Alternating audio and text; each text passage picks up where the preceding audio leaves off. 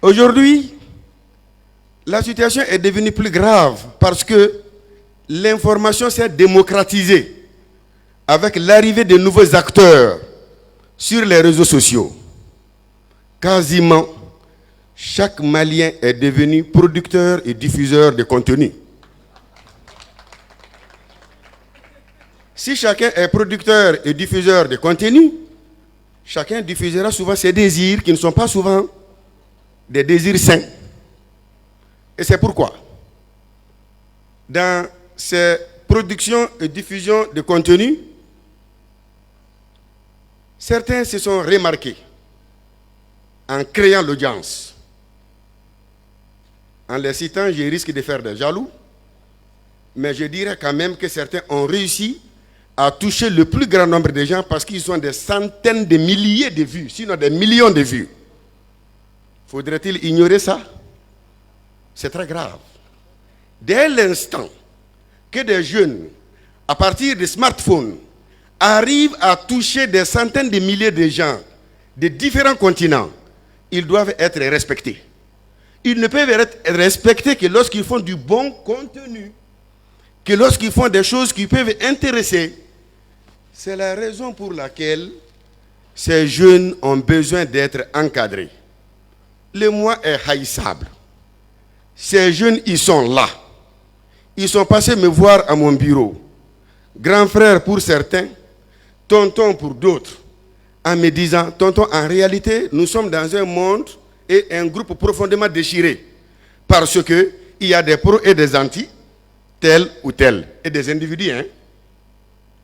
Et ces gens se nourrissent parfois dans les rivalités créées par des hommes politiques, des individus, des stars tout court. Et pourtant, ces jeunes peuvent être accompagnés. Ils sont les leviers aujourd'hui de la stabilisation de ces pays. Le temps qu'ils passent à défendre X, à défendre Y, s'ils passaient ce temps à expliquer les fondamentaux de notre société, les valeurs de la République, la paix et la cohésion, la guerre est finie. Et c'est pourquoi, courageusement, j'ai accepté et commencé à adopter ces jeunes. Ils sont deux groupes. Je leur ai demandé de se mettre ensemble. Et en se mettant ensemble, ils vont se constituer en association. Et avec des partenaires comme l'Union européenne, nous allons les aider à se former. Les meilleurs peuvent constituer des réservoirs, non seulement pour la presse écrite, mais aussi pour la presse audiovisuelle. Les médiocres dehors. Comme cela n'a pas été compris par des soi-disant journalistes qui n'ont pas fini d'insulter les présidents, qui n'ont pas fini d'insulter les simples citoyens et qui aujourd'hui insultent celui-là même qui les empêche d'aller en prison, le président de la maison de la presse. Je l'accepte.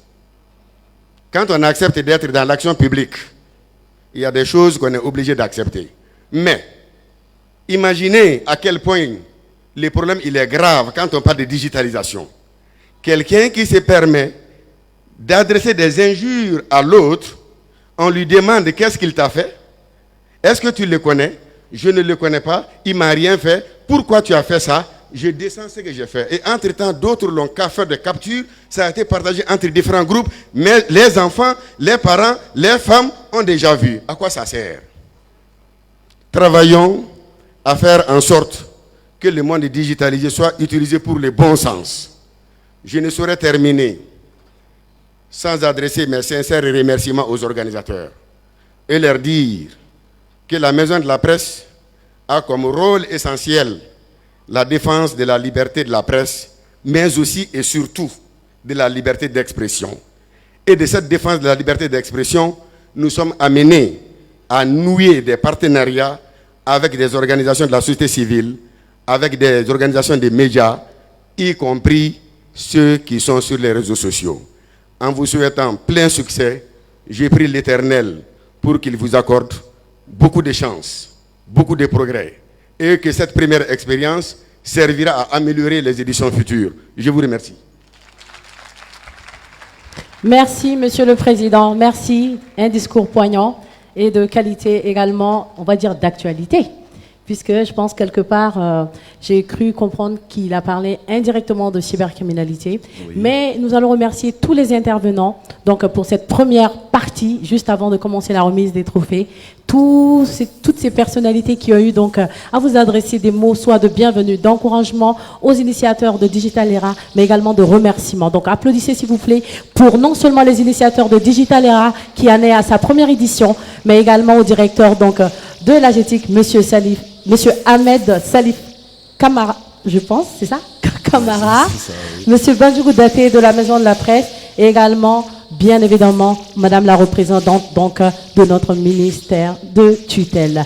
Mesdames et messieurs, nous allons donc maintenant passer à la deuxième phase de cette soirée, à savoir donc la phase de la remise des trophées. Tout d'abord, j'aimerais donc que ensemble nous accueillons un artiste qui va nous permettre de souffler un peu quand même, Abdoulaye. Oui. Un artiste qui, juste au moment de la venue donc, de la Covid, de la maladie à coronavirus, venait de sortir son dernier album qui s'appelle, je crois, Carifa, mais aujourd'hui qui tarde donc à suivre son petit bout de chemin à cause donc de cette crise sanitaire. Donc lui-même, je pense, aura l'occasion à la fin de la soirée de vous en dire plus. Alors... Certains diront qu'ils ne le voient pas très souvent, mais je sais que ce soir, nous allons accueillir le son de sa voix avec un réel plaisir. Mesdames et messieurs, pour vous, Monsieur Habib Kouaté.